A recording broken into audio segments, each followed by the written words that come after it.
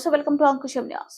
ఆత్మకూరులోని చేనేత dyeing shed ని పరిశీలించిన నారా బ్రాహ్మణి. చేనేత డైయింగ్ కార్మికులను వర్గే విధానాన్ని తెలుసుకున్న బ్రాహ్మణి, ఎన్నో ఏళ్లుగా చేనేత డైయింగ్ కార్మికులుగా పనిచేస్తున్న మాకు గుర్తింపు లేదు. మా కష్టం ఎక్కువ, వచ్చే ఆదాయం తక్కువ. నూలుకి రంగులు అదే ప్రక్రియ ఎంతో కష్టంతో కూడుకున్నదని, అయినా మాకు ప్రభుత్వం నుండి ఎటువంటి గుర్తింపు, సహాయం అందడం లేదని వివరించిన చేనేత డైయింగ్ కార్మికులు, డైయింగ్ ప్రక్రియలో వాడే కెమికల్స్ వలన అనేక ఆరోగ్య సమస్యలు ఎదుర్కొన్న మాకు తెలిసిన పని ఇది ఒక్కటే కాబట్టి దీనిని నమ్ముకొని పనిచేస్తున్నాం.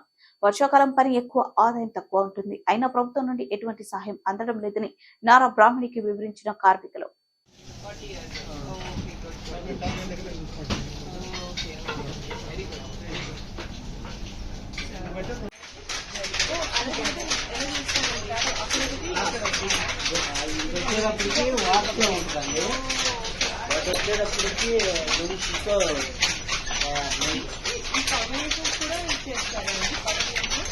అన్నీ వచ్చేస్తున్నాయి.